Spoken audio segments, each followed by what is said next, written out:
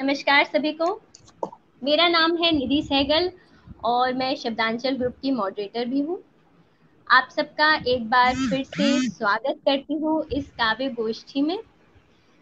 आप सबका अभिनंदन करती हूँ। सबसे पहले इस कार्यक्रम को शुरू करने से पहले मैं यहाँ जो भी हमारे ग्रुप के मेंबर्स हैं उनका मैं बहुत बहुत धन्यवाद करती हूँ कि हमारी इस पहल को आपने जो प्रोत्साहन दिया, जो स्नेह दिया, तो हम इस सीरीज में आगे बढ़ पाए हैं। और आज फिर एक बार आप सबके लिए लेकर आए हैं हम 4 दिग्गज कवि और कवियत्रियों को। तो हम मैं आप अपने सभी मेहमानों का बहुत बहुत स्वागत करती हूँ, अभिनंदन करती हूँ। आप सबका बहुत स्वागत है। और मैं हमारे एडमिन जो हैं नमन खंडेलवाल जी, उनका भी आभार प्रकट करती हूँ कि वो इस तरीके के सुंदर कार्यक्रम आयोजित कराते हैं और हम सबको प्रोत्साहित करते रहते हैं। तो आप सभी का और यहाँ पर जो दर्शक जुड़ रहे हैं उनका भी मैं बहुत बहुत अभिनंदन करती हूँ। तो इस कार्यक्रम को शुरू करने से पहले 4 पंक्तियां माँ वीणा वादिनी के चरणों में रखूंगी, तो फिर उसके बाद हम ये कार्यक्रम शुरू करेंगे। तो कर जोड़ दोनों प्रेम से, कर जोड़ दोनों प्रेम से, करती रहूं वंदन तुम्हारा। इस तमस भरे संसार में तुमसे ही है ज्ञान का उजियारा। दो ज्ञान चक्षु खोल माँ, दो ज्ञान चक्षु खोल माँ, रखो हम दीन को शरण में। हे शारदे माँ सुमति और सतराह ही हो मूल मंत्र हमारा। हे शारदे माँ सुमति और सतराह ही हो मूल मंत्र हमारा। तो माँ सरस्वती से प्रार्थना है कि हम सभी पर अपनी कृपा बनाए रखें और हमको सत्य राह दिखाते रहें। तो इसी के साथ मैं आप सभी को एक बार फिर से स्वागत करती हूँ और कार्यक्रम की शुरुआत करती हूँ।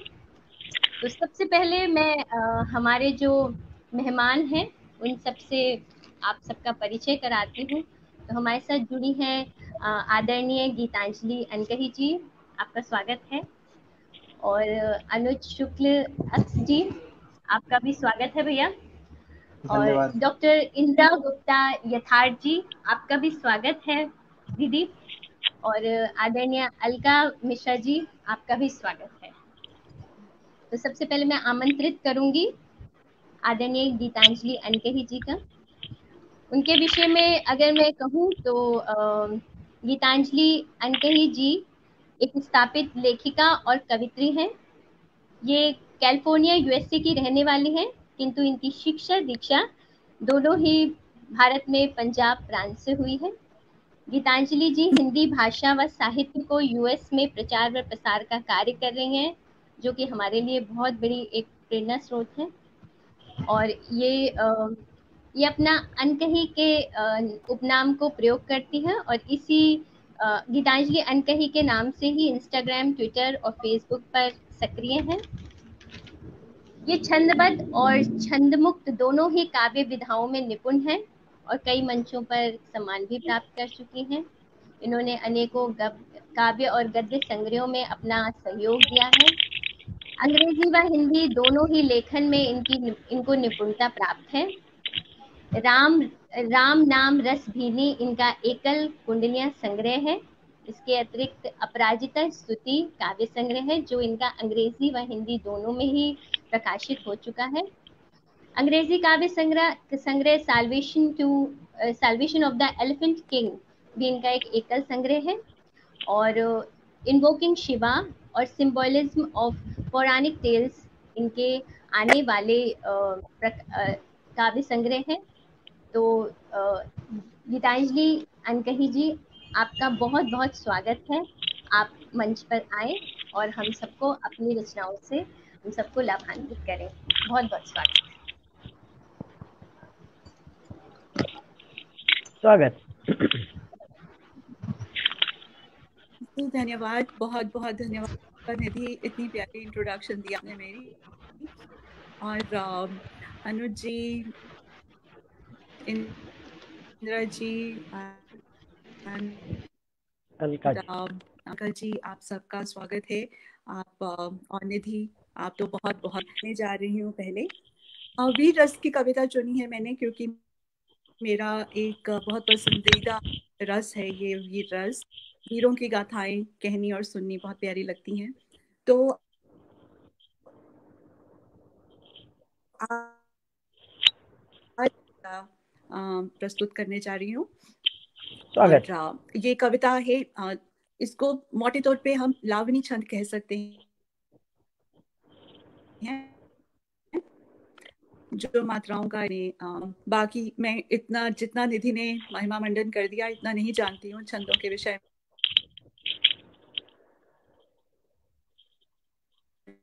में। अभी थोड़ा थोड़ा ज्ञान होना आ हुआ है। मेरे ख्याल से ये लावनी है, बाकी पता नहीं। So let's see.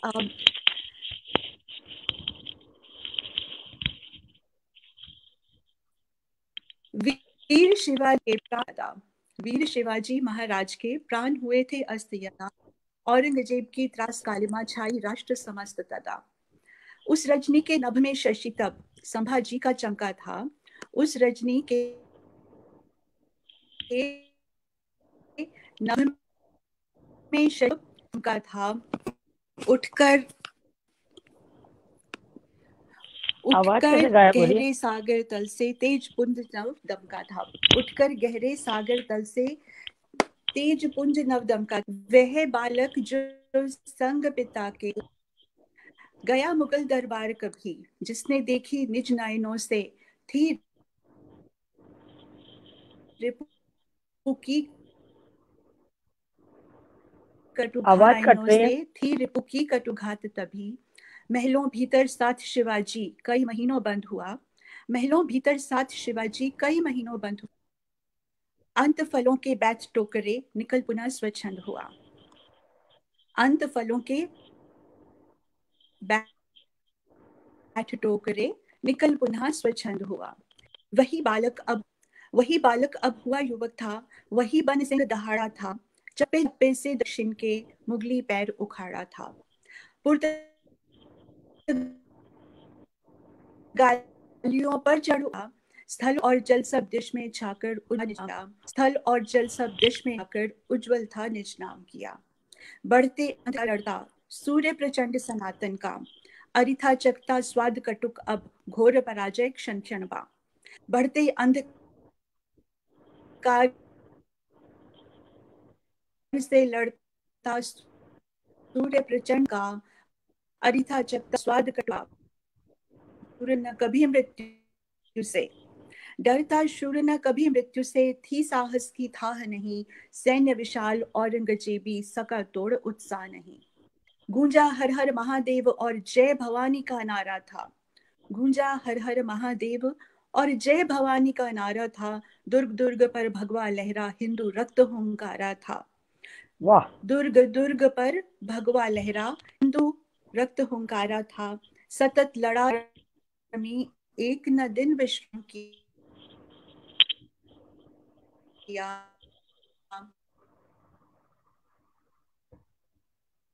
जब तक जीवन तब तक। फिर आया वह दिवस लगा जब था रवि आया वह दिवस लगा जब था रवि को ग्रहण आया। किसी अपने ने शत्रु गए पहुंच वीर तक। षड्यंत्र किसी अपने ने शत्रु गए पहुंच वीर तक। बना बंदी ले गए सिंह को श्वान और गीदड़ धोखे से। बना बंदी ले गए सिंह को श्वान और गीदड़ धोखे से। भेंट किया सुल्तान को जाकर रुका कुकाल न रो से। छटपटातन खोल रहा। खोल तो देखें शौर्य इसका क्रूर रहा। खोल तो देखें शौर्य इसका क्रूर मुगल था बोल रहा। शत शत सैनिक थे शस्त्र लिए सबसे लड़ा अकेला वह। छोड़ा साहस एक नहीं पल पराक्रमी अलबेला वह। छोड़ा साहस एक नहीं पल पराक्रमी अलबेला वह। देख अदम्य शक्ति थे करते अरबी आज अचंभा भाजी। थककर शूर हुआ जब लड़कर गिरा धरा पर संभाजी। गया घुमाया मुगल सभा में ना बंदर का वेश था। गया घुमाया मुगल सभा में पहना बंदर का वेश था। ना स्वीकार इस्लाम किया था पाया परम कलेश था। हिंदू मात का सुत में गर्वित हिंदू रहे ये तन मेरा। रोम रोम मेरे बसे सनातन, मानू कभी ना मत तेरा। रोम रोम मेरे बसे सनातन, मानू कभी ना मत तेरा। नहीं राज्य का लोभ मुझे, ना वैभव की चाह मुझे। माँ दुर्गा निज पुत्री का भी, मुझसे करवा ब्याह यदि। नहीं छोड़ूं मैं धर्म को अपने, होवे कितना लाभ यदि। ऐश्वर्यों का लोभ न मुझको, मैं आत्म का अनुगामी। परमानंद मेरे भीतर बसता, मैं हिंदुत्व। परमानंद मेरे बोल रहा था, जाता आकाश धरा। गरज गरज वे बोल रहा था, गुंजाता आकाश धरा। सुनकर उसकी वाणी का बल, जाता था सुल्तान डरा।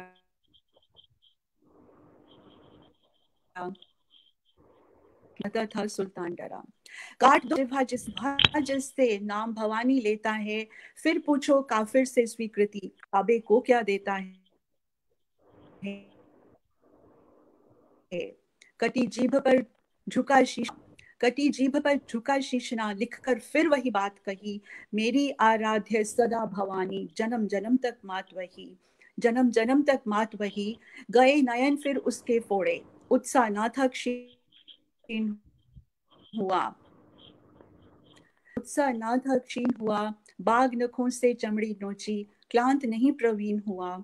रहा अटल वेदी पर शूरा, कष्ट से ना चित्कार उठा। बूंद बूंद बहता था शोणित, धर्म धुरा से पल ना हटा। धर्म धुरा से पल ना हटा। का वीरा नहीं प्रभाव तनिक भी इस पर, खाओ सकल शरीर सना। शीश काट फिर संभाजी का, अरि ने जश्न मनाया था। शीश काट फिर संभाजी का, अरि ने जश्न मनाया था। कई दिवस का ने उसका निधन मनाया था। तो ही मानवता लख कर दिखलाया था। काट के उसकी काया के टुकड़े, कुकर भोज कर आया था। काया के कर टुकड़े के कुकर भोज कराई। कथा वीर की आओ हम संकल्प करें। धरे धर्म को डटकर हम भी, पूर्व विधर्म से मृत्यु वरें। धरे धर्म को डटकर हम भी, पूर्व विधर्म से मृत्यु वरें। देख सामने यम को आते, पग नहीं उल्टी दिश मोड़ें। संभाजी को स्मरण करें नित, मार्ग सत्य का मत छोड़ें। धन्यवाद।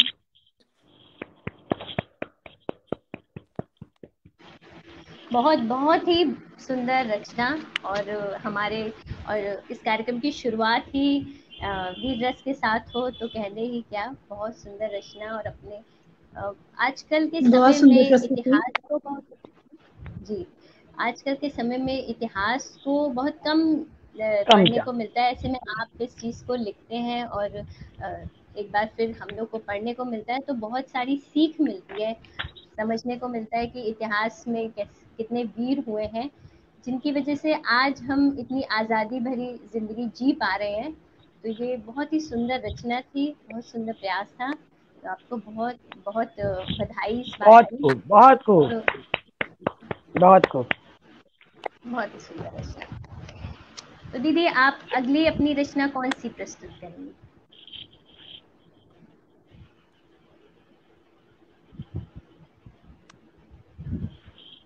रचना प्रस्तुत करने से पहले एक बात, वो थोड़ी थोड़ी गीता जी की जी, आवाज बीच से कट रही है। वो नेटवर्क का इशू है तो उसके लिए तो हम सभी मजबूर हैं। चलिए, ओके, स्वागत स्वागत गीता जी, स्वागत। सभी की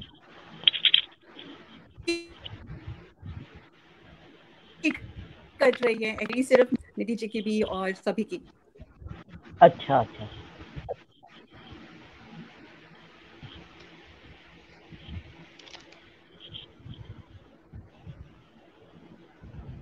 तो गीता दीदी आप अपनी अगली कौन सी रचना प्रस्तुत करेंगी हम सबके समक्ष?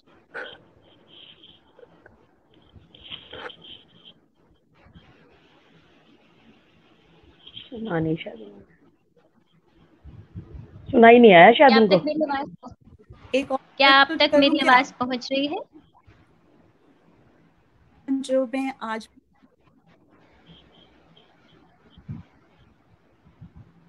चाहिए मुझको। तो मेरी आवाज पहुंच रही है या नहीं? पहुंच रही है, जी, पर आपकी कट आवाज आ कट रही है।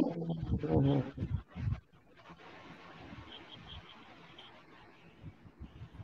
आप लोगों के पास पहुंच रही है? पहुंच रही है,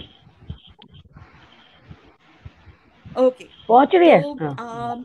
अगली रचना जो मैं प्रस्तुत कर रही हूँ वो आज के दिन जो हमारी बेटियों के साथ आए दिन होती रहती दुर्घटनाएं, छोटी छोटी बच्चियों के साथ भी अ, जो आज के दरिद्र हैं समाज के, जो छोटे छोटे बच्चों को भी नहीं छोड़ते, उसको लेकर एक छोटी क्या है, वो किस प्रकार से अपना दुख प्रकट करती है, उसके अंदर की क्या भावनाएं हैं, उसको लेकर एक छोटी सी कविता है कि स्वागत। अचानक जीवन किस प्रकार से बिल्कुल पलट जाता है अच्छा खासा चलते चलते, सिर्फ इस कारण कि किसी के अंदर का दानव जाता अचानक से।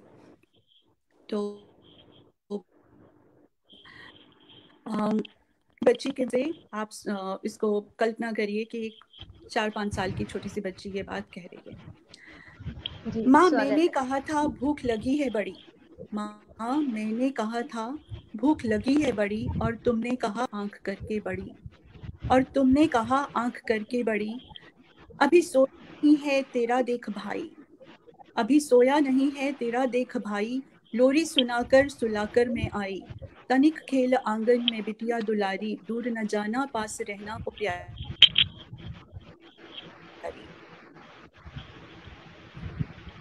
दूर न जाना पास रहना ओ प्यारी। भूख भुलाकर गई थी मैं बाहर, ढूंढती पड़ोसी सहेली की आहट।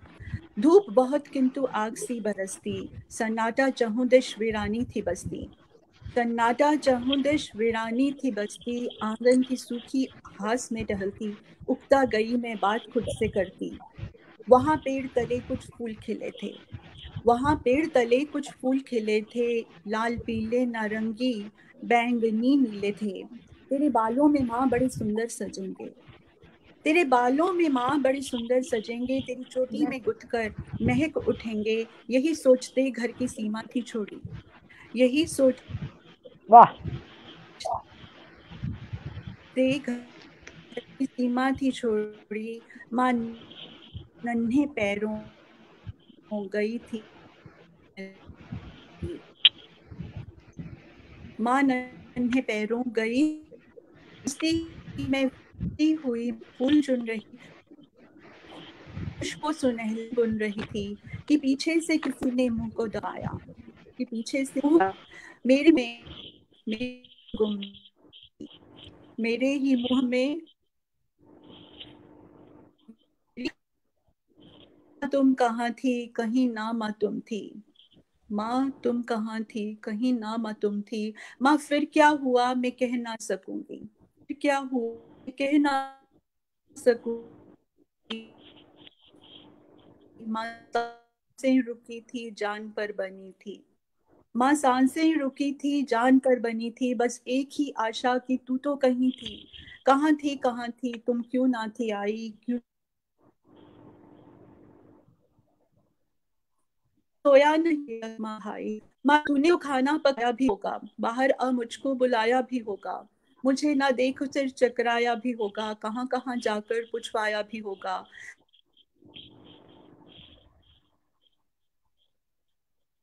अब मैं नहीं थी उन फूलों के जैसे ही कुचली सी मछली। उन फूलों के जैसे ही कुचली सी मछली सी। दीवारों के पीछे देह मेरी पड़ी थी। बंद हाथ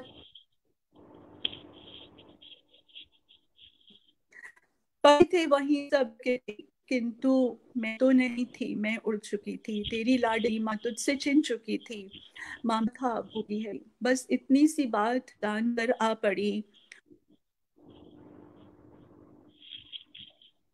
तुम क्यों न थी आई। कहाँ थी तुम क्यों ना थी आई।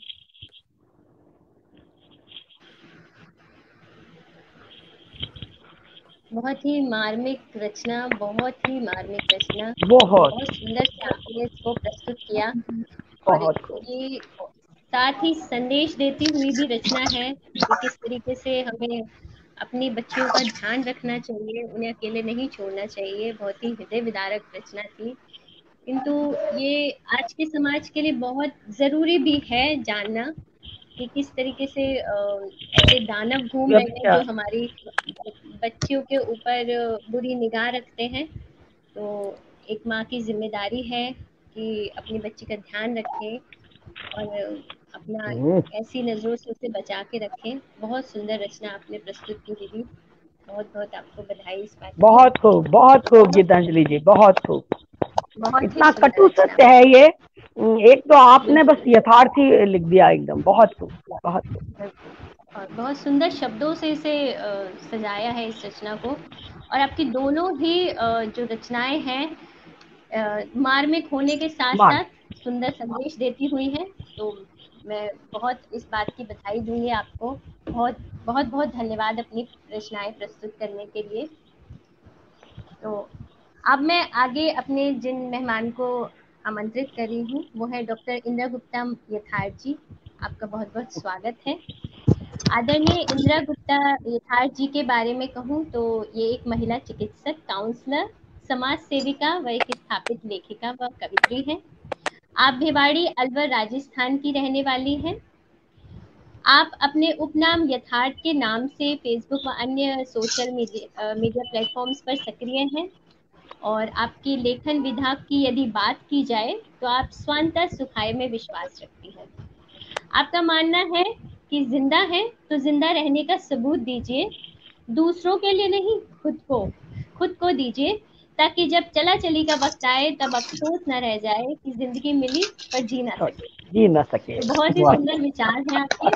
और डॉक्टर इंदिरा जी बहुत से काव्य व गद्य संग्रहों में अपना सहयोग दे चुकी हैं। उनका एक बहुत ही सुंदर एकल बाल संग्रह है जिसका नाम है मेरा मनु।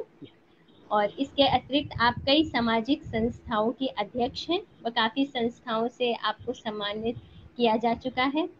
आपका शब्दांचल मंच पर बहुत बहुत स्वागत है। तो आप मंच पर आए और अपनी रचनाओं से हम सबको लाभान्वित करें। बहुत बहुत स्वागत है आपका। नमस्कार मित्रों। गीता जी तो मेरी एकदम, हम समझे एक सिक्के के दो पहलू हैं। मैं एक हूँ तो गीतांजलि जी दूसरी हैं। अभी रिसेंटली आप यूएस आई तो हम लोग मिले आपस में। और निधि तो समझो बहुत काफी साल पुराना हमारा संपर्क है इनसे। एकदम बच्चों की तरह हैं, एकदम बच्चे। आप बेटी भी समझ सकते हैं, छोटी बहन भी समझ सकते हैं। बेसिकली मैं आपको ये बता, शुरुआत से हम तो मेडिकल के छात्र हैं। अभी आपके साहित्य के बारे में एकदम विधाएं जो है वो मेरे सर के ऊपर से निकल जाती हैं। विधा में मैं विश्वास नहीं रखती। मेरा जो लेखन है वो भाव और कर्म प्रधान अधिक होता है। मुझे वीर रस और क्योंकि मैं महिला चिकित्सक हूँ तो ज्यादातर मैं नारी पर ही लिखती हूँ। और आप ये तो आप जानते ही हैं, डॉक्टर के पास तो सब दुखी आते हैं, सुखी तो हमारे पास कोई आता ही नहीं है। तो काव्य लेखन भी मेरा जो होता है ना वो बहुत ही तल्ख, बहुत ही तीखा और कड़वा ही होता है। अक्सर लोग कहते हैं कि मैम आप इतना कड़वा कैसे लिखती हैं। मैं नहीं लिखती, आप लोग लिखवाते हैं मुझसे। कि आते हैं मेरे पास दहेज के लिए, कोई जल के आ गया, कोई इसको मार के भेजते हैं, कोई। अब वो सारा टाइम मैं उन लोगों के बीच में रहती हूँ तो क्या भावनाएं आएंगी मेरे अंदर लेखन की। और बीइंग ए महिला तो मुझे क्रोध, मैं वैसे उग्रवादी दल की को पसंद करती हूँ। कोई गांधी जी वाली बात नहीं कि एक गाल आगे कर दो दूसरे पे भी टिका दो। कह रहे नहीं हाउ। अभी गीतांजलि जी ने एक बच्ची के बारे में बताया, एकदम कटु सत्य है वो, क्योंकि मैं भी ऐसा ही कुछ लिखती हूँ। इसीलिए आप जैसे साहित्यकारों ने मेरा उपनाम जो है वो यथार्थ रख दिया है। तो मेरे शायद लेखन को देख के इन्होंने रखा होगा। उसके आगे की बात मैं बताना चाहती हूँ। उन्होंने बताया तो ऐसा नहीं होता कि हर जो अभी व्यभिचार से गुजरा हुआ हर बच्ची जो होती है उसकी मौत हो जाती है, जिंदा भी रह जाती हैं जो हम तक पहुंचती हैं। इतनी पीड़ा में आप शब्दों में बयान नहीं की जा सकती। जरा सा एक भगोना या कोई गर्म चीज हमें टच हो जाती है, कितनी तकलीफ होती है, और उसे जिंदा जलाया जाए, आप कल्पना कर सकते हैं बस खाली। उसी के लिए मैं आगे मैंने कुछ अपने अशार लिखे हैं। मेरी कविता का शीर्षक है मरहम। जैसे हम लोग जब काउंसलिंग करते हैं या बड़े बड़े नेता लोग जो स्टेज पर आकर के मरहम लगाने की कोशिश करते हैं इस कांड के बाद, ऐसे जब कांड हो जाते हैं ना, अरे मैम उसने ऐसे कपड़े पहन रखे थे, वो आधी रात को क्यों निकली। तो अब जैसे गीतांजलि ने बताया, वो 4 साल की बच्ची के क्या तो कपड़े होंगे जिससे उसके संग ये सब हुआ। तो उसी का मुलायजा फरमाए, वो मरहम की बात कर रहे, शब्दों पे और भाव पे मुलायजा है, थोड़ा तल्ख जरूर है मेरे शब्द, बर्दाश्त करने पड़ेंगे। वो मरहम की बात कर रहे, जख्म जिन्होंने हमें दिए, वो मरहम की बात कर रहे, जख्म जिन्होंने हमें दिए, नाहक बात बनाना चाहें जिसने मेरे प्राण लिए, नाहक बात बनाना चाहें जिसने मेरे प्राण लिए। पड़ी लाश मुर्दागर मेरी, पड़ी लाश मुर्दागर मेरी, चीर फाड़ कर बिना सिए। सीने की आवश्यकता ही नहीं थी क्योंकि कोई उसका लेने वाला वारिस ही नहीं था। पड़ी लाश मुर्दागर मेरी, चीर फाड़ कर बिना सिए, घाव घाव रिश्ता है मेरा, घाव घाव रिश्ता है मेरा, जाने कितने जुल्म किए, घाव घाव रिश्ता है मेरा, जाने कितने जुल्म किए। जिंदा थी तब 64 जीवन। लेडी का जीवन क्या है, कभी माँ बनेगी, कभी बहन, कभी बेटी, हर बार बाजी बदलती है। जिंदा थी तब 64 जीवन, हर दिन बाजी दाव चले। जिंदा थी जब 64 जीवन, हर दिन बाजी दाव लगी। सुबह शाम खटना बाड़े में, जहाँ जानवर बांधे जाते हैं, सुबह शाम खटना बाड़े में, दिन भर चूल्हा चाल जगी, दिन भर चूल्हा ज्वाल जगी। बिन दहेज बिन बाप की बेटी, शब्दों पे मुलायजा फरमाए, बिन दहेज बिन बाप की बेटी, तिनका तिनका था बैरी। बिन दहेज बिन बाप की बेटी, तिनका तिनका था बैरी। कब आग से झुलस गई, भाग हुआ खुद ही बैरी। कब आग से झुलस गई, भाग्य हुआ खुद ही बैरी। अब आप उस लाश का समझे वो क्या कहना चाहती है। वो ये सब आपकी मरहम की बात उसको इतनी तकलीफ दे रही है। खून नहीं बख्शूंगी अब मैं, चेतावनी है, आवाहन है समाज को, खून नहीं बख्शूंगी अब मैं, अनंत अनश्वर ज्वाला हूँ। खून नहीं बख्शूंगी अब मैं, अनंत अनश्वर ज्वाला हूँ। तिनका तिनका ध्वस्त करूंगी, तिनका तिनका ध्वस्त करूंगी, प्रचंड अग्नि की बाला हूँ।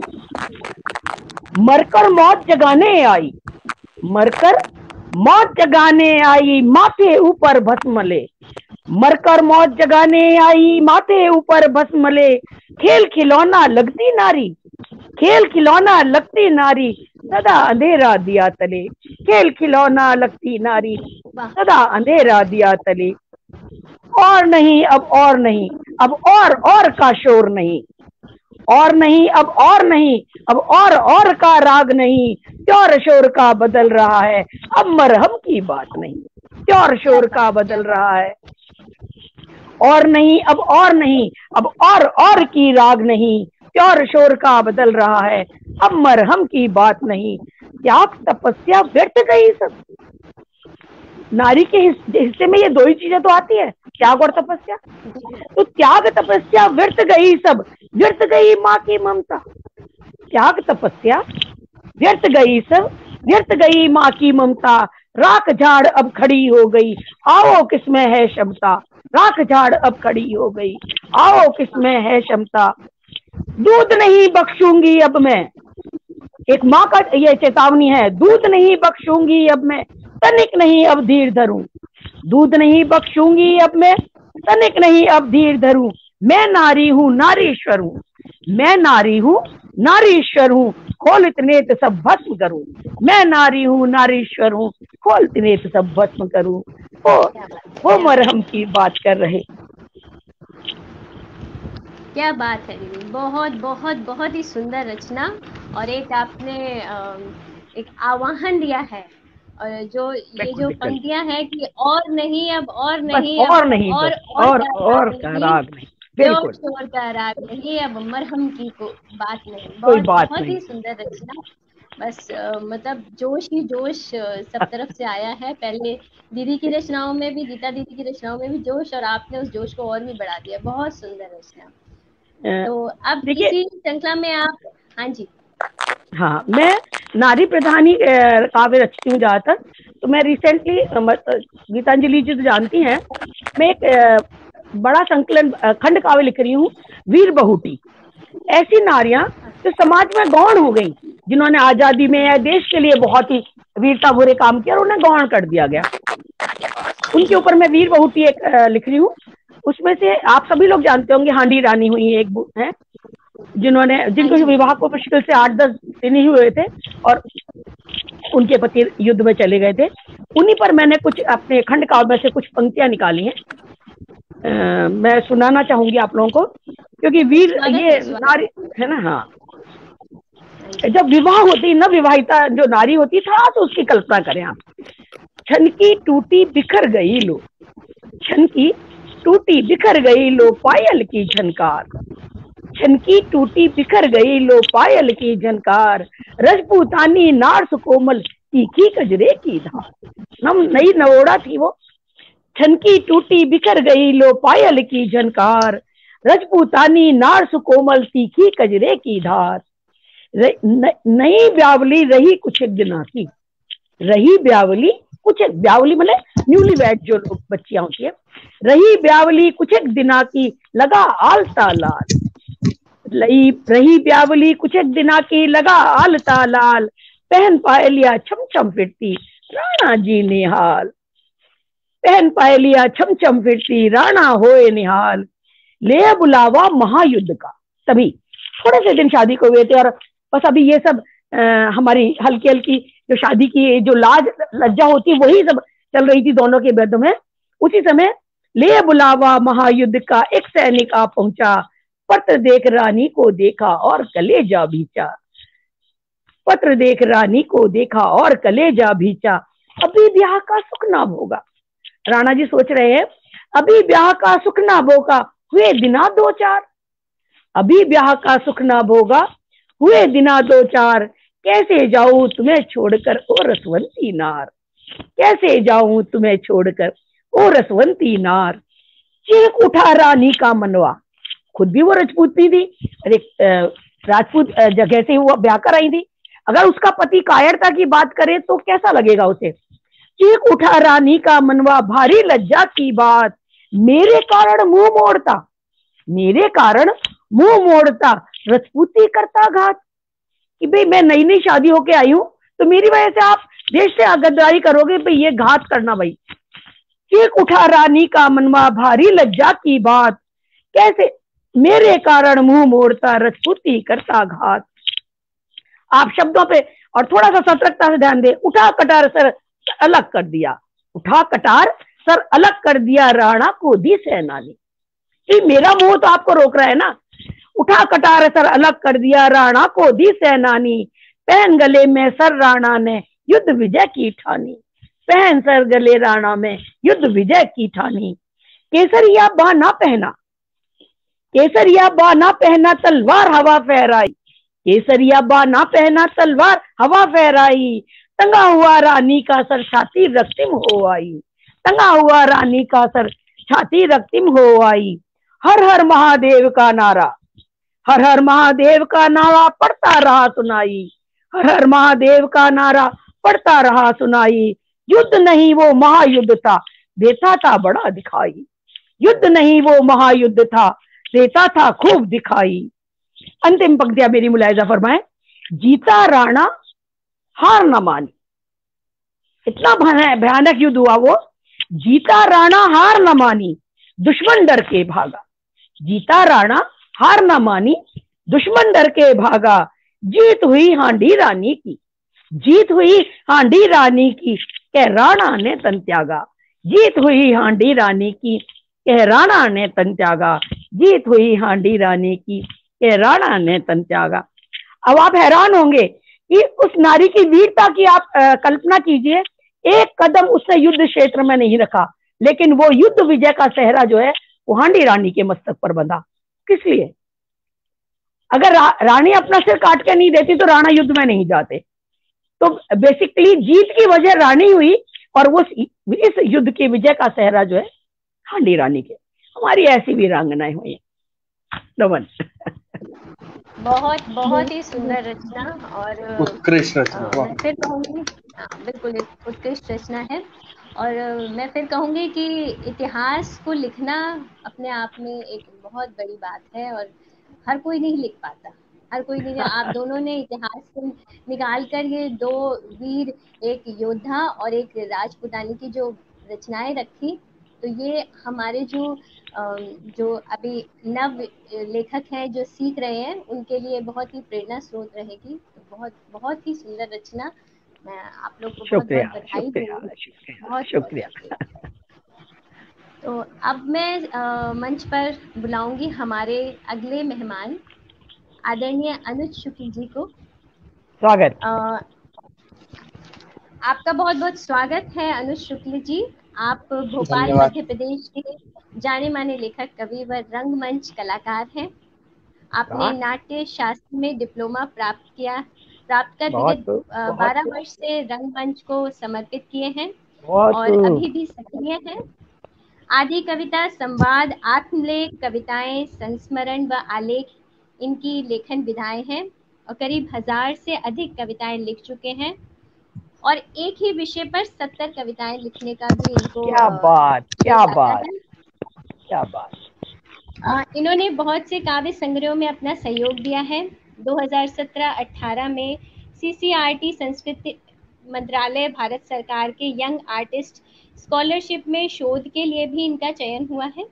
अनेक मंचों से काव्य लेखन के लिए पुरस्कार प्राप्त हुए हैं और राष्ट्रीय व अंतर्राष्ट्रीय काव्य गोष्ठी व काव्य पाठ भी इन्होंने किया है। आपका बहुत बहुत स्वागत है अनुज शुक्ल जी। आप आइए और अपनी रचनाओं से बहुत बहुत धन्यवाद, धन्यवाद। तो ज्यादा समय ना लेते हुए है मैं अपनी पहली रचना सुनाता हूँ। छंद मुक्ति मेरी ज्यादातर कविताएं होती हैं और उन कविताओं में भाव प्रधान होता है और अवलोकन का पूरा ध्यान रहता है। मैं पूरा अवलोकन करता हूँ, एक प्रकार से जैसे हम बोलते हैं ऑब्जर्वेशन। मेरा काम पूरा ऑब्जर्वेशन का ही रहता है और जितनी भी कविताएं मेरी ऑब्जर्वेशन की रहती है और मैं गूढ़ता लिखना पसंद करता हूँ। मैं उसके ऊपरी सतह में ना करके उसके अंदरूनी कार्य पर करना पसंद करता हूँ, जो मैं देखता हूँ।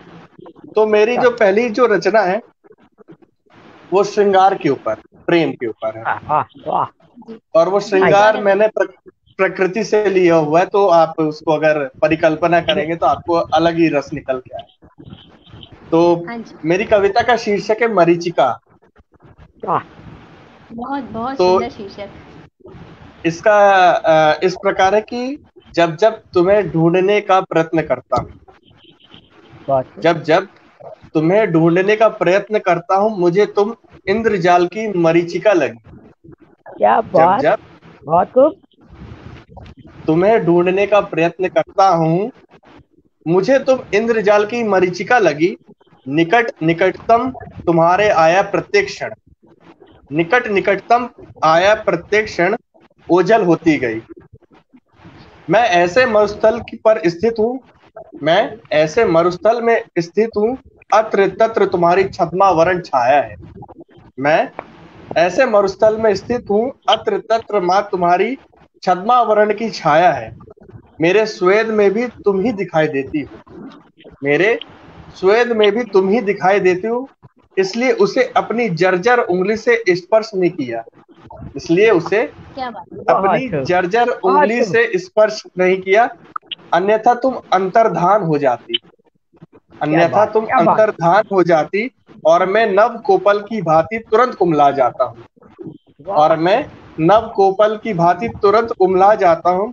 तुम्हारा प्रेम और मेरा अपनत्व, तुम्हारा प्रेम और मेरा अपनत्व धरा और अंबर है, उनके मध्य में स्थित है विश्वास समर्पण का क्षितिज।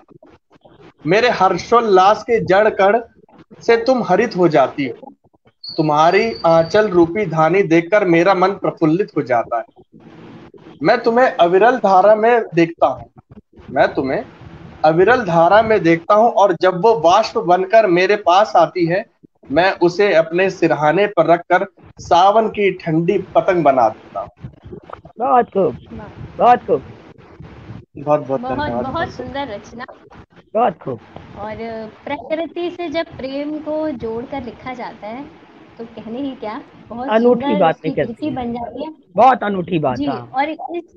और इस चीज में आज तक मैंने जितना भी पढ़ा है, और अनुज भैया का कोई तोड़ नहीं है, कोई उनका जोड़ीदार मिलेगा नहीं। बहुत सुंदर से गढ़ते हैं, और ये सुनकर बहुत बहुत खूब, सुंदर बहुत रचना खूब। सुनाई है। धन्यवाद दी, बहुत तो बहुत आपको धन्यवाद। बहुत बहुत शुक्रिया हम सबके समक्ष ये रचना रखने का। तो भैया इसमें आप और क्या सुनाना पसंद करेंगे, और एक रचना? इसमें एक अभी बीच में बहुत साल से चल रहा था, एक हमारे घर में गिलहरी आती, और हम जी। वो किचन में हमेशा वो वहाँ उसका डेरा बना रहता था। तो अचानक से एक दिन विचार आया, तो क्यों ना इस पर एक कविता लिखी जा कविता सकती है, लिखी जाए। अरे वाह। और इसको ऐसा लिखे कि ये घर की मकान मालकिन है। ओहो, कैसे, तो वो तो घर की, नाइस, कैसे तो वो, बहुत बढ़िया थॉट। क्योंकि वो तो वैसे घर की मकान मालकिन ही होती है, वो अपने बच्चों को जन्म देती है, वहां रहती है, और जब हम उनको देखने जाते तब तक बच्चे जा चुके होते, क्योंकि वो बड़े हो चुके होते, पर जब तक रहती वो घर की मकान मालकिन रहती है। तो उसी विषय में मैंने एक कविता लिखी थी, इस प्रकार है कि रोशनदान की गिलहरी घोंसले को छोड़ के चली गई। रोशनदान की गिलहरी घोंसले को छोड़कर चली गई, उसकी जगह अब छिपकली सोती। ओहो, रोशनदान की गिलहरी घोंसले को छोड़ के चली गई, उसकी जगह अब छिपकली सोती है। छिपकली के बच्चे खुद को गिलहरी समझते हैं। वाह। छिपकली के बच्चे खुद को गिलहरी समझते हैं, और कीट पतंग खाने से कतराते हैं। छिपकली के बच्चे खुद को गिलहरी गिलहरी। समझते हैं और कीट पतंग खाने से कतराते हैं। रोशनदान से रोशनी भी नहीं आती है।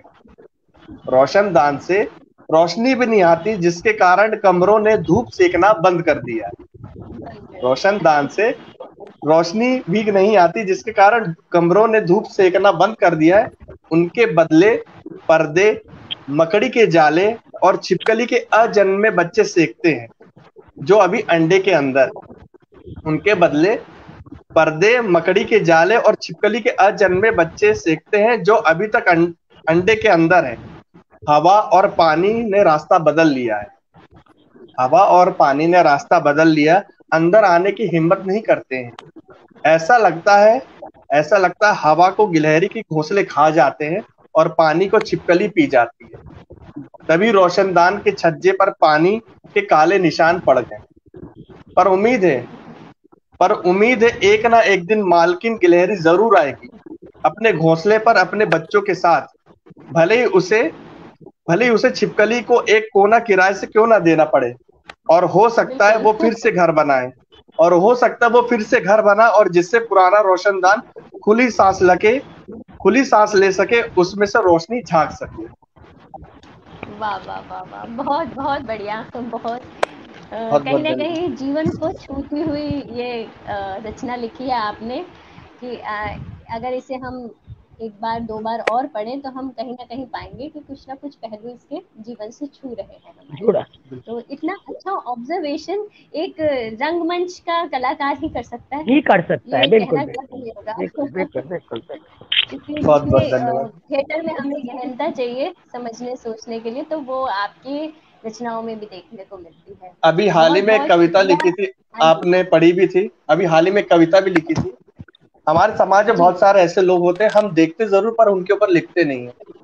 अभी कुछ दिन पहले मैंने कड़क लक्ष्मी के ऊपर लिखी थी, आपने पढ़ी नहीं होगी या पढ़ी होगी तो।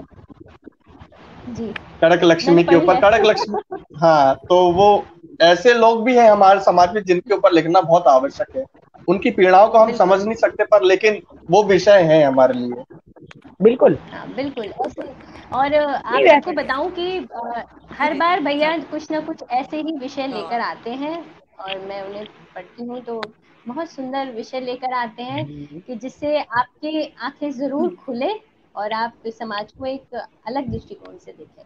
बहुत बहुत बहुत शुक्रिया बहुत अपनी बहुत। बहुत बहुत रचनाएं धन्यवाद, हम बहुत सबके साथ बहुत। साझा करने के लिए। बहुत। तो अगली जो मेहमान है हमारी, उनका मैं स्वागत करूंगी। अलका आदरणीय जी। अलका मिश्रा जी, आपका बहुत बहुत स्वागत है। तो अलका जी के विषय में अगर मैं कहूँ, तो अलका जी एक बहुत ही बेहतरीन रचनाकार हैं। आप पटना बिहार की रहने वाली हैं। लेखन व गायन में इनको निपुणता प्राप्त है। व गद्य और पद्य दोनों ही विधाओं में इनको महारत हासिल है। मानव दानव व दास्ताने आज़ादी, save water, Radhe Krishna, nurse, मौका, प्यार इत्यादि आपकी ई पुस्तकें हैं। इसके अतिरिक्त सह रचनाकार के रूप में आपने कई संग्रहों में सहयोग दिया है। 2014 में आत्म कल्याण केंद्र सुदर्शन धाम पटना की तरफ से आपको पुरस्कृत व सम्मान प्राप्त हुआ है।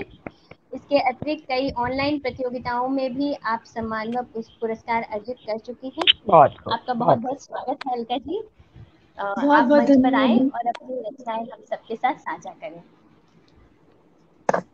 बहुत बहुत स्वागत है आपका। सभी को मेरा नमन और इस मंच का भी आभार हम लोगों को यहाँ आमंत्रित करने के लिए। और सभी की रचनाएं बहुत सुंदर लगी, बहुत ही धैर्य पूर्वक मैं सुन रही थी क्योंकि वीर रस की कविताएं बहुत पसंद है मुझे।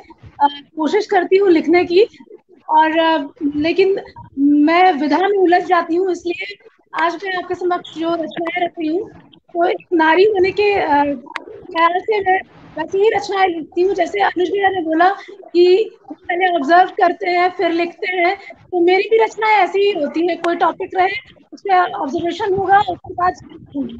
तो आज मैं आपके समक्ष एक रचना रख रही हूँ जिसका शीर्षक है जुगनू। और इस जुगनू को मैंने कहीं ना कहीं नारी से ही जोड़ा है। तो बस पंक्तियां आपके समक्ष रख रही हूँ। स्वागत। बचपन से ही हो तुम मेरे लिए रहे आकर्षण का केंद्र। ऐ जुगनुओं, बचपन से ही मेरे लिए रहे तुम आकर्षण का केंद्र। लगता था मुझे कभी हो तुम आकाश से उतरे तारे या दीपेंद्र। वैसे तो एक तुच्छ कीट हो तुम, पर एक अद्भुत चीज हो तुम। तुम्हें देखते ही सब अचंभित हो जाते हैं। तुम कैसे हो पता प्रज्वलित, ये सोचते रह जाते हो। कहाँ से आते हो, कहाँ जाते हो, अंधेरे में ही क्यों जगमगाते हो। मुट्ठी में बंद हो क्यों रह जाते हो, अत्याचार से रुष्ट क्यों ना हो जाते हो। एक अलौकिक अनुभूति थी वो। अब मैं बचपन की बात कर रही हूँ, जब हम जुगनुओं को देखते थे सभी और बिखरे हुए, आज तो नजर ही नहीं आते। तो उस समय में आपको ले जा रही हूँ, कोशिश की है। एक अलौकिक अनुभूति थी वो, अद्भुत अद्वितीय आकृति थी वो। जब गांव में लगते थे कमरे की छतों से, जब गांव में लगते थे कमरों की छतों से, आभा बिखेरते थे हरे रंग की रोशनी से। पर जब निकली हूँ फिर तुम्हें ढूंढने, तो लग रहा है कि तुम भी कहीं खो गए आधुनिकता की पाश्चात्य चकाचौंध में, अनवरत विकास से फैले धूल व धुंध में, या इस दुनिया को छोड़ कहीं और बस गए जहां तुम्हारी उड़ान को कोई कैद न कर सके, तुम्हारी सुंदरता को अपनी मुट्ठी में न भर सके, तुम्हारी दिल को कोई भी धूमिल न कर सके। सुनो, मुझे भी ले चलो अपने संग उस संसार में, मुझे भी ले चलो अपने संग उस संसार में, एक पृथकतावादी कूपमंडूक अंधकार में, जहां मेरा तन मन रहे मेरे अधिकार में, जहां सौंदर्य दिखे बस बौद्धिक विचार में, जहां तुम्हारी अद्भुत उज्ज्वलनशील तेज दैहिक कामुकता को असभ्यता प्रश्रय न देती हो, जहां तुम्हारी समझ में ज्योतिर्मय खोज बौद्धिक क्षमता को अश्लीलता आश्रय न देती हो, जहां ईर्ष्या द्वेष नहीं हो बस प्रेम का वास हो, जहां ईर्ष्या द्वेष नहीं बस प्रेम का वास हो, जहाँ हर जीव के तन में स्वतंत्र श्वास हो, जहाँ हर जीव के तन में स्वतंत्र श्वास हो। बहुत वाह, बहुत बहुत बढ़िया, बहुत बहुत बढ़िया। कहीं ना कहीं नारी को ही आपने संबोधित किया जुगनू के माध्यम से। आपकी कविताओं में मतलब मेरे को अस्पताल के बेड पर पड़ी हुई एक वो बच्ची नजर आई, जो अभी कुछ साल पहले वो मेरे पास आई थी। दहेज की वजह से वो जला दी गई थी और बेहद खूबसूरत लड़की थी वो। उसको मैं बिफोर मैरिज से ही जानती थी। जुगनू की तरह ही थी, इतनी खूबसूरत लड़की थी और जलने के बाद वो लुप्त ही हो गई वो। तो आपने मुझे उस चीज से जोड़ दिया, आपकी इस कविता ने। स्वागत आपका, बहुत बहुत धन्यवाद। और बहुत बहुत सुंदर रचना, बिल्कुल जहाँ पर बौद्धिक विकास हो और जहाँ पर प्रेम हो, और प्रेम को भी जो आपने बिल्कुल सही कहा कि अश्लीलता ना हो, वो वाकई में प्रेम हो, सच्चा प्रेम हो, उस तरीके से ही जो प्रस्तुत किया है बहुत सुंदर शब्दों के द्वारा। और बहुत ही बढ़िया आपने कविता सुनाई हमें, तो बहुत बधाई। तो अलका जी, आपकी दूसरी रचना प्रस्तुत करें हमारे समक्ष। जी दूसरी रचना भी मेरी नारी से ही संबंधित है, लेकिन उसका शीर्षक है रक्तदान। तो हाँ जी, स्वागत है। बचपन से ही रक्तदान शब्द को सुन तन मन बदहवासी से होता था गुम। मस्तिष्क की तरंगे जब करे इसे महसूस, ख्याल से भी कांप जाती थी मेरी रूह। सोचता मेरा नन्हा सा हृदय हर बार, होता हर किसी को जिंदगी से प्यार। जब रक्त है शरीर में जीने का आधार, तो कैसे इसका दान लोग करते स्वीकार। दुरुस्त रख कर खान पान पाते हम पोषण, लहू व्यर्थ न हमारा जाए, करे न कोई शोषण।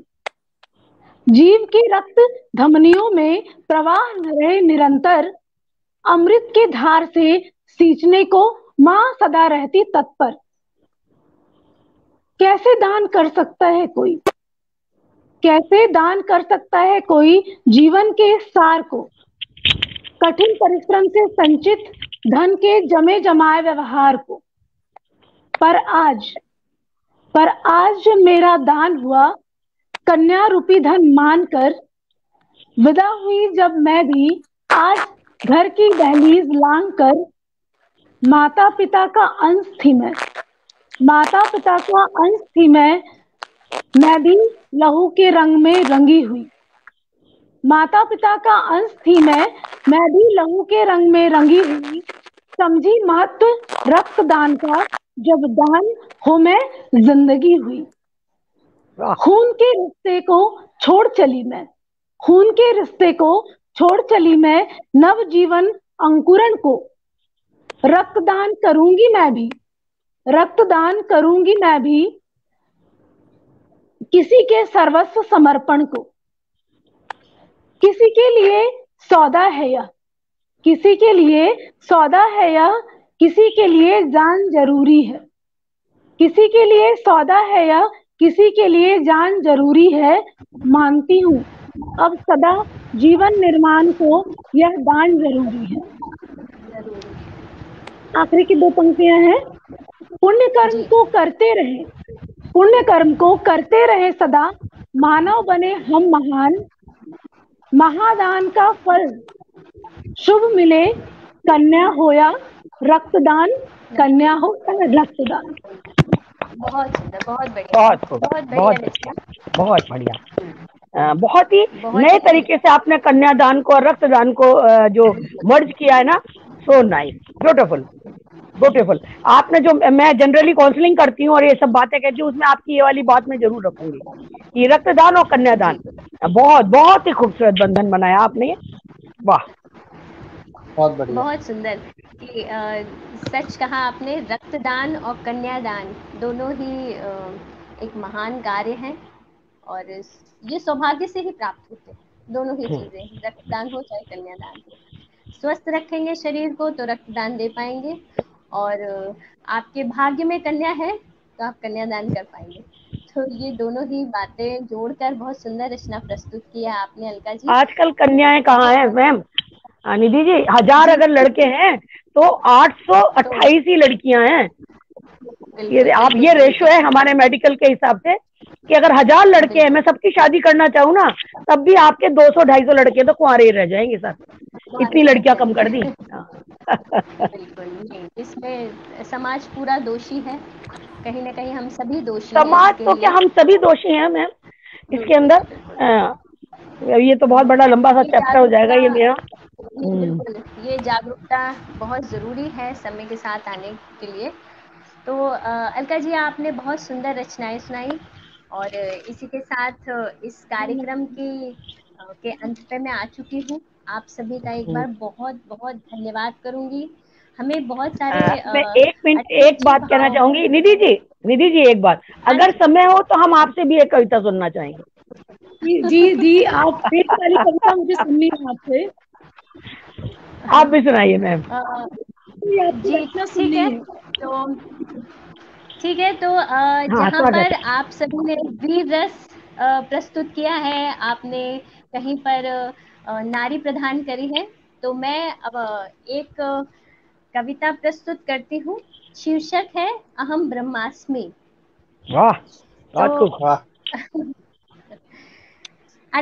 अंतस के सागर में डूबे, अंतस के सागर में डूबे, ध्यान मग्न में लेटे केशव, नैनों के नीले पटल से हर लेते हैं कष्टों का भूदर।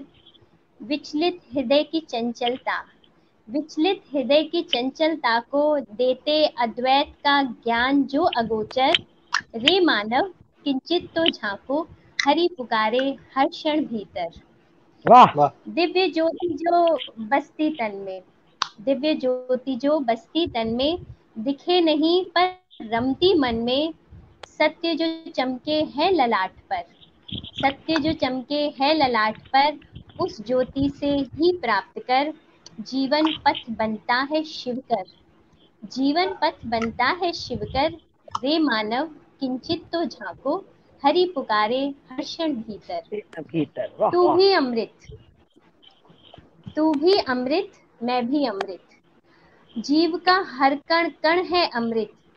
केशव तुझ में, केशव मुझ में, केशव तुझ में, केशव मुझ में। अहम ब्रह्मास्मि भाव ही शुभ कर। मन के पट खोल जो देखो, मन के पट खोल जो देखो, मिलेंगे स्वयं भू के ही अणुकण। मन के पट खोल जो देखो, मिलेंगे स्वयं भू के ही अणुकण। रे मानव किंचित तो झांको, हरि पुकारे हर क्षण भीतर। रे मानव किंचित तो झांको, हरि पुकारे हर क्षण भीतर। धन्यवाद। बहुत सुंदर, बहुत सुंदर, बहुत सुंदर। कविता में इतना खूबसूरत आध्यात्म आपने एक शब्दों में, हरि झांको भीतर, आपने सब कुछ बता दिया कि हम लोग बाहर ही आडंबर में फंसे हैं, अंदर स्वयं में झांक लिया फिर बाहर से क्या। इसमें ये कह सकते कि इसमें बहुत सारे रसों का सम्मिलित है। जैसे वो अपनी वीर रस भी आ गई है, अपनी शांत रस भी आ गई है, भक्ति रस भी आ गई, अद्भुत रस भी आ गया है, और सब कहीं ना कहीं अपना सब जुड़े हुए हैं इस प्रश्न। बिल्कुल बिल्कुल बिल्कुल जी, बहुत बहुत शुक्रिया। और इसी के साथ ही मैं अब समापन की तरफ चलूंगी तो इस काव्य गोष्ठी के। और मैं सभी का धन्यवाद करूंगी। आप सबने इतनी सुंदर सुंदर रचनाएं हम सबके समक्ष प्रस्तुत की। मैं तो और हाँ जी, और जो भी दर्शक गण हमसे जुड़े हुए हैं, सभी का आप आभार। सबका मैं बहुत बहुत सभी का आभार प्रकट करूंगी कि आप सबने यहाँ पर हम सबको अपना कीमती समय दिया, हम सबको सुना, देखा और अपने सुंदर सुंदर कमेंट्स हमें शेयर किए। तो और मैं अपने मेहमानों का भी एक बार फिर से बहुत बहुत धन्यवाद प्रकट करूंगी। और एक 4 लाइनें के साथ विदा लूंगी कि महफिल सजती रहे, महफिलें सजती रहे, दोस्त यूं मिलते रहें, कुछ वो अपनी सी कहे, कुछ हम खोलें अपनी तहें, सिलसिले जिंदगी के इस तरह चलते रहें, सिलसिले इस तरह जिंदगी के चलते रहें। बहुत खूब, बहुत खूब, बहुत बहुत धन्यवाद। तो बहुत अगली शुक्रिया। बार फिर प्रस्तुत होंगे हम सब नए मेहमानों के साथ, नए रचनाकारों के साथ। तो विदा लेती हूँ। बहुत बहुत आभार, बहुत शुक्रिया बहुत धन्यवाद। शुक्रिया। नमस्कार।